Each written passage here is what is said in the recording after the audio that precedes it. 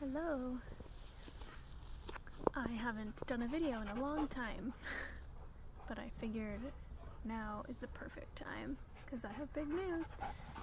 I'm out in my backyard because it's a beautiful day, so you're gonna hear my chickens and my dogs running around.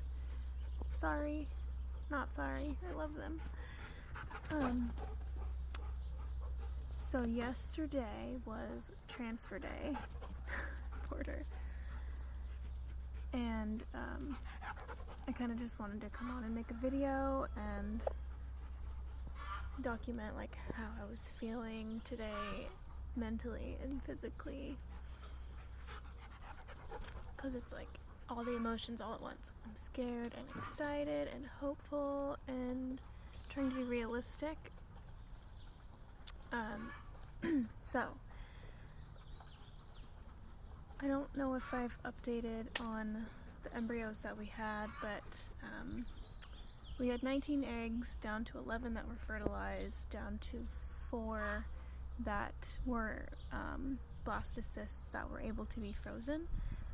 2 of them were day 6 and 2 of them were day 7. So we had 0 day 5s, which like sent me through a whole roller coaster of emotion because you've been told that, you want day 5s because they have, the highest chance of, highest chance of implantation, highest chance of having genetic normalcy.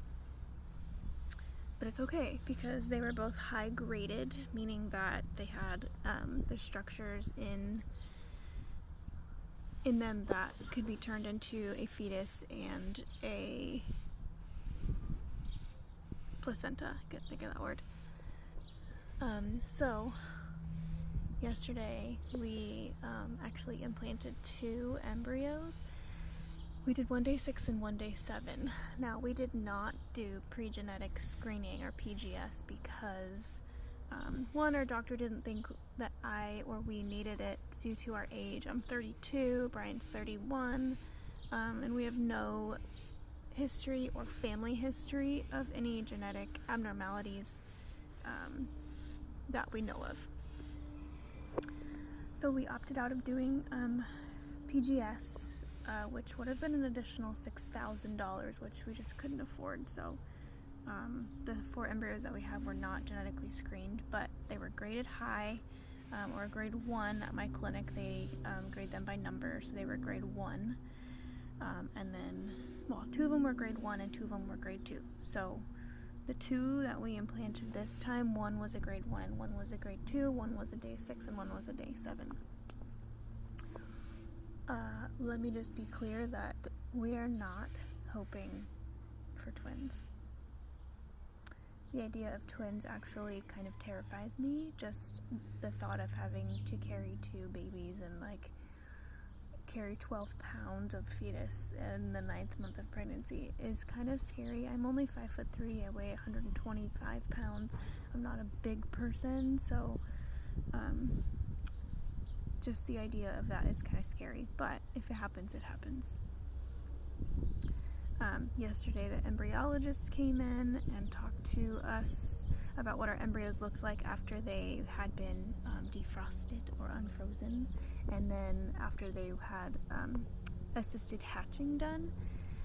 And she said that they looked perfect and that they both had the structures, and that they were starting to pull more fluid into them, which is good, and that the assisted hatching was done, but they hadn't hatched yet, which is fine because it usually happens on the 1st or 2nd day after they're transferred. So we got little pictures of them, which was really cool, and then we both got to watch the embryos being put into my uterus, which was really cool. It's just like a little blip and then it's done. I don't know if a lot of clinics do this, but I had to have a full bladder for that to be done because the bladder will compress the uterus and it makes it easier to see when the embryos get transferred in. My bladder was so full. I literally thought I was peeing on the doctor. I was mortified for a second. I was like, I don't know if I'm peeing or if that's the fluid that you just washed out my cervix with, but I feel like I feel something. Luckily I wasn't pee. So that's my news. So we've got 2 puppies cooking in there right now. Crazy to think about. So, they said that bed rest is not required. It's not even recommended. There's actually been some studies published that say that what is he doing?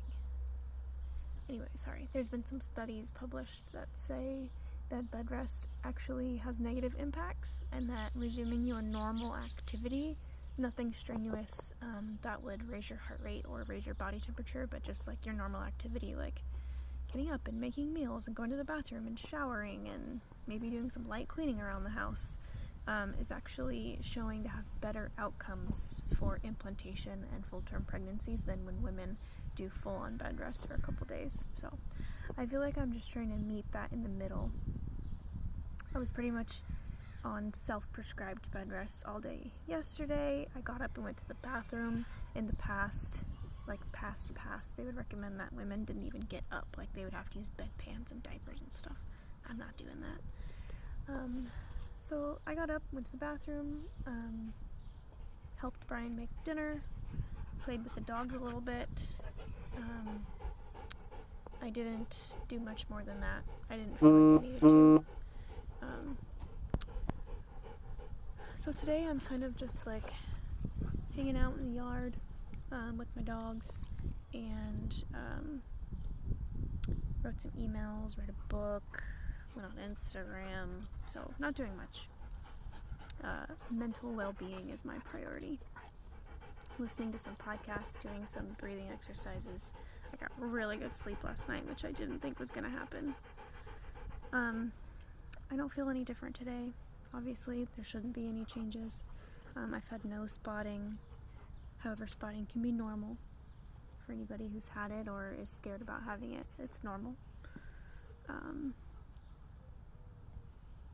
Coming up next is my first blood draw for HCG, which will happen on the 29th or on day 10.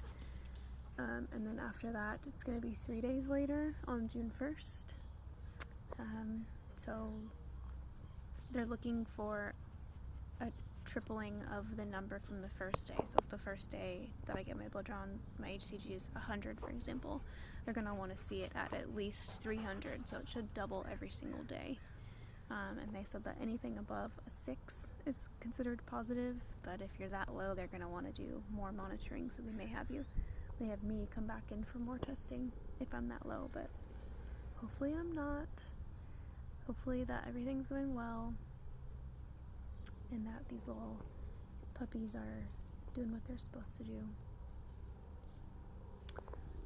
We're not really telling anybody. I have 2 close friends that I've told, but definitely not telling any family. Because they're the ones that have been saying, when are you having babies? When are you guys gonna have children? Why aren't you pregnant yet? Well, shut up. That's all I have to say. It's very insensitive. Mother's Day was like last weekend, and that was, that's always fun. So I'm just gonna do a little bit of rest and recuperation from nothing, and I will do another video on the 29th. Okay, bye.